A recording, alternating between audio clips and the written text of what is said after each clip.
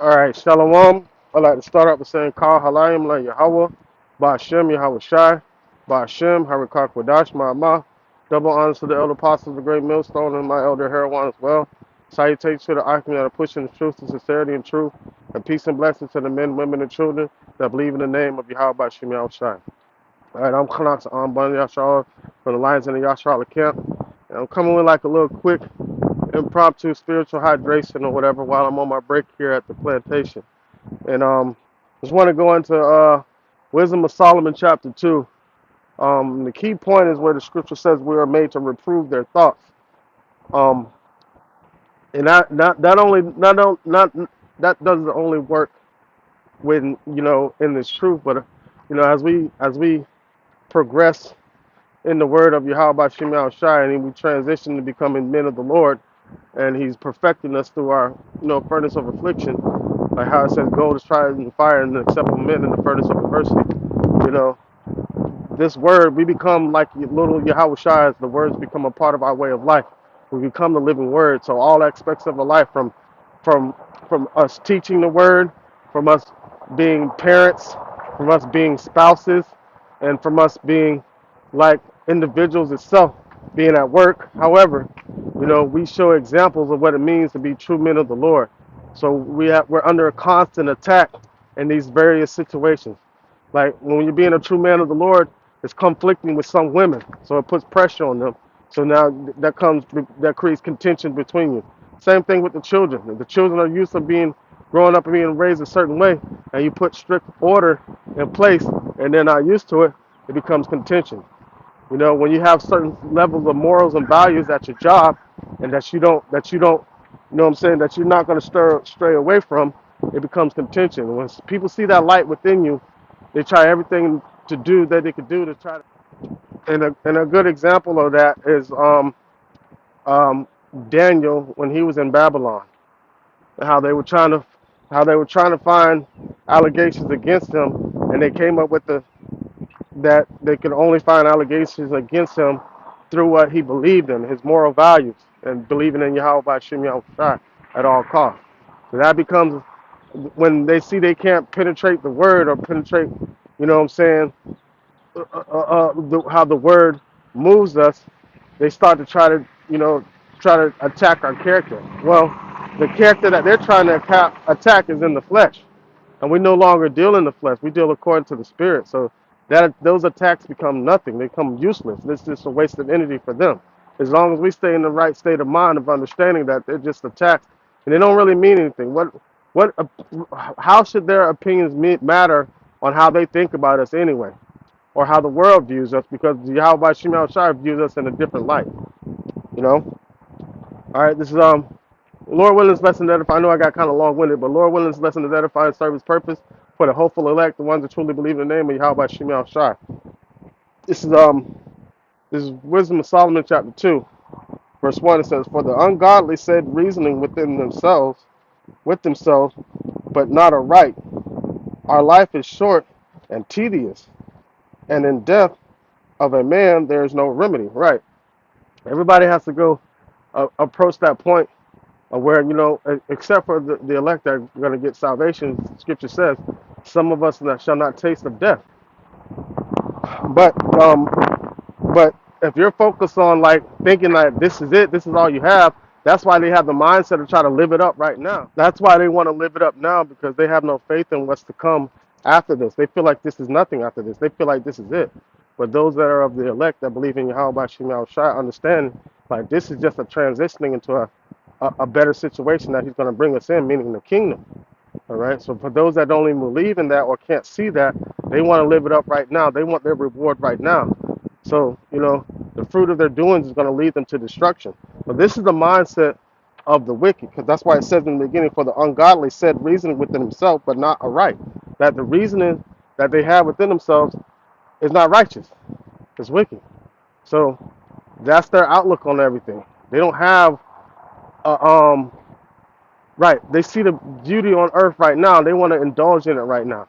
That's why the Lord according to Ecclesiastes 3:11, He put the world in their hearts, so they cannot know that the things that the Lord is going to do from beginning to the end. There's a reason for them to have that mindset. Because what? Um, you know, 2 Peter 2 and 9 said the Lord knows how to deliver the godly out of temptation and to reserve the unjust to the day of judgment to be punished. So as long as we have that separation from the spirit and the flesh and have an outlook on life from a perspective of Yahweh Ba'Shem Yahweh Shai, and the wicked have the perspective of this earth, they're not going to be able to focus and see the things that the Lord has planned for us once He takes this system out of the way. So that's why they're trying to indulge in everything right now, because they can't see what's to come because the Lord won't allow them to see it. All right. Um, it says, verse 1 again, it says, "For the ungodly said reasoning with themselves, but not aright. Our life is short and tedious, and death and in death of a man there is no remedy. Neither has any man known to have returned from the grave." Right. Yahweh Shai did. The nation of Israel as a whole did.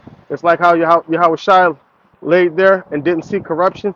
That's the same thing that the Lord Yahweh, the Most High Yahweh, did with the children of Israel. We've been risen up out of those graves because we were dead as a nation at one point in time. But we've been resurrected through the spirit of Yahweh Shai to be revived, meaning quickened, meaning the Hebrew word for that is kaya. All right, verse 2, it says, "For we are born at all adventure, and we shall be hereafter as though we had never been. For the breath of our nostrils," it says, for the breath of for for the breath in our nostrils is as smoke, and a little spark in the moving of our heart. Right. So that's them being concerned with the flesh, thinking that this is where we start from and this is where we end from. But no, we started in the heavens with Yahweh by Shem Yahweh Shai. You know, verse 3, it says, "Which being extinguished, our body shall be turned into ashes, and our spirit shall vanish as the soft air." Now our body shall return to the dust as it came from, but the spirit is not going to vanish all the way through its thin air. It's going to go back to He who created it. All right, and that's explained in the book of Ecclesiastes. I'm not going to get it because I'm on my lunch break and I'm going on for a walk, so I'm just quoting these scriptures. Um, um, Paraphrasing these scriptures rather, not quoting, because I'm not getting it word for word. It's not verbatim, it's just paraphrasing. But verse 4, it says, "And our name shall be forgotten in time, and no man shall have our works in remembrance." But that's not true for the elect, because the works of the elect shall follow them, man. Scripture says our works shall follow us, you know, and the Lord is going to make sure of that. Just like how the apostles and Yahweh Shai has a great name among earth, not just in among Israel, but among the whole world. It's just that that name hasn't been manifested fully to the whole world yet, and it will be manifested fully when Yahweh Shai shows up, and with His glory, His Father's glory, and the glory of the holy angels. That's when that name is going to be, magnified throughout the whole earth. Right now, it's only magnified through the elect of Israel. But everybody's going to know and bow to that name when that time is to come. So, and those that were on the journey with Yahushua are going to have a name within themselves also, a glorified name, being amongst the elect. Lord willing, I'm part of that number. All right, so that their names are not going to be forgotten. Just like the woman with an alabaster basket that washed Yahushua's feet with her tears and put the oil on them. He made sure that she was remembered throughout generation and generation. We give commemoration to her every Passover, you know. So the name of the wicked shall be blotted out, but the name of the righteous shall stand forever, man. Thus saith Yahweh by Shem Yahweh Shai. It says, it says, "And our life shall pass away as the trace of a cloud, and shall be dispersed as the mist that is driven away with the beams of the sun, and overcometh with the heat thereof. For our time is a very shadow that passeth away, and after our end there is no returning, for it's fast sealed, so that no man cometh again." Right. Some of that is true that's true for the wicked. All the wickedness is going to be blotted out. and their name is not going to be in remembrance. Like scripture, like especially with Esau, it says he shall be like how like he never existed. Roughly paraphrasing. And you know that's the destiny of the wicked. You know, so if you think about it, what's being said in here is kind of true, but that's not reality for the elect and that's not reality for Israel, because Israel is going to be the rebirth of Israel. We're never going to perish again, not as a people, not as a nation. You know, it's never going to happen again. The Lord promised that. It says, "For our time is a very shadow that passes away, and after our end, there is no returning for it. It is fast sealed, so that no man cometh again." Right? It says, "Come on, therefore, let us enjoy the good things that are present, and let us speedily use the creatures like as in you." Right? So that they want their reward on this side, which is not even a reward. It's all a deception and confusion to blind the minds of those that are meant to be led to destruction. That carrot that's dangling in front of their faces that they're trying to chase after, they're never going to catch it. And it's ultimately when they realize they're never going to catch it, it's like when that cartoon Roadrunner and Coyote, Wildy Coyote, when he's running chasing the Roadrunner, and Roadrunner runs off a cliff, and then the coyote looks down, and he's in the midair, and by the time he realizes it, it's too late. He falls to his death. You know, and that's how it is going to be with, with 2/3 of our nation and these other nations. You know, that's ultimately going to be their end, but our beginning. You know, let's see, verse 7. It says, "Let us fill ourselves with costly wine and ointments, and let no flower of the spring pass by us." Right. It's cool to indulge, but don't drink wine in excess. Don't have your mind focused on partying and things like that. Have your mind focused on doing what's pleasing to Yahweh by Shem Yahweh Shai. That's the only thing that really matters. All else is just vanity and vexation of spirit. Right, and it says, uh, let me get to verse 8 real quick. It says, "Let us crown ourselves with rosebuds before they be withered." It says, "Let none of us go without his part of our voluptuousness. Let us leave tokens of our joyfulness in every place, for this is our portion and our lot." Right, but those tokens, that sounds like Esau. But those tokens are going to be a witness against them. Right? What does it say in Habakkuk? It says, um, "A stone shall cry out, and the beam shall answer it." Meaning, all these memorials and all these things, the wickedness that they've done in the earth, that they set up as memorials and commemoration unto themselves, is going to be a witness against them. You know, it's going to be a witness against them. All right. So, verse 10, it says, "Let us oppress the poor righteous man." That's one of the points right there. Because of this, right? Because of this hatred that they have against righteousness, towards righteousness, they want to oppress the poor man, the poor righteous man. You know, and that's what they do. That's the attack that they have on us. And it's not even a personal attack. It's an attack against the spirit that's within them. And they don't even understand where the attack stems from, because they don't understand the spirit that's within them, because they're dwelling strictly on carnality. That's why the Lord said He has put the world in their hearts, so they cannot know the things that Yahweh Bashim Yahushua had done from the beginning to the end.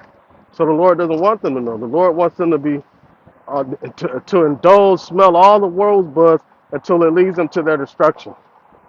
All right. So that's what they want to do. Verse 10 again. It says, "Let us oppress the poor man. Let us not spare the widow, nor reverence the ancient gray hairs of the age.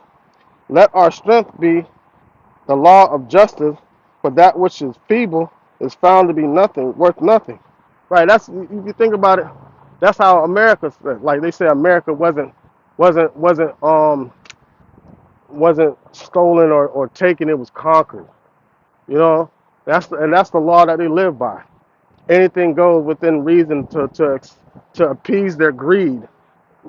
You know, it says, all right, it says, verse 12 says, therefore let us lie in wait for the righteous, because he is not for our turn, and he is clean contrary to our doings. That's where that hatred comes from. Because as long as we're on the earth, they can't freely do what they want to do. They want to do it without having any recourse or having anybody say anything about it. They don't want to hear our mouth. They want to feel free to be wicked. It says, because he is not of our turn, and he is clean contrary to our doings, he upbraideth us with our offering, offending the law, and he objected to our infamy, the transgression of our education. He professed to have the knowledge of Yahweh, and he calleth himself the child of Yahweh, and that's why we call ourselves. Why? Because the Spirit of the Lord is within us. That's how we become his children. You know, it says, he was made to reprove our thoughts. And that's why we were put on this earth. Right? That's why in Jeremiah it says, before I formed thee in the belly I knew thee, and and before you came forth out of thy mother's womb, I sanctified thee to be a prophet among the nations. So that's how we were made to reprove their thoughts, man. I just wanted to, my break is about over, but I just wanted to touch on that a little bit because we go through this on a regular basis, dealing with the attacks from society on us just trying to live according to the will and the spirit of Yahweh by Shem Shai. But those attacks become nothing because, especially when we see the manifestation of Yahweh by Shem Shai happening here on this earth. All right, Lord willing, this lesson edify and serve the purpose of that, like Sikah, Halayim, La Yahweh, Bashem, Yahweh Shai, Bashem, Harikah, Kodash, Ma'amah. Double honors to the elder apostles of the great millstone, my elder Herawan as well. Salutations to the Arkham that are pushing the truth and sincerity and truth, and peace and blessing to the men, women, and children that believe in the name of Yahweh Bashem, Shai. Shalom.